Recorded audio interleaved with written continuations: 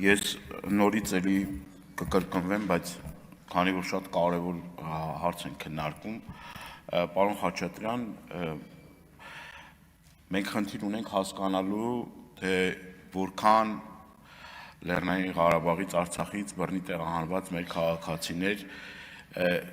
չեն ստացել բնակարան, այսինքն այդ հավաստագիրը չեն ստացել, ինչ խնդիրներ կա քաղաքացիության ընդունման հետ կապված, մեր հայրենակիցների հիմնական մտահոգող հարցերը որն են, որ այդ քաղաքացիությունը չեն ստանում, եւ այս ծրագիրը այնպես իրականացնենք, որ դուրսը մնացող որևէ մեր հայրենակից չմնա։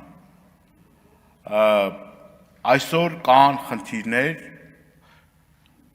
ամեն օր մենք նամակներ ենք ստանում, որ մեր հայրենակիցները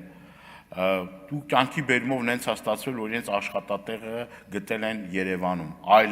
այլ տեղեր իրենց մասնագիտությունը չեն կարողանում իրենց մասնագիտությամբ աշխատանք գտնել եւ ապրում են Երևան քաղաքում։ Եվ այն ծրագրերը, որ կան, որոնք որ օգնում էին, նպաստում էին, որ այդ մարդիկ վարձը տան,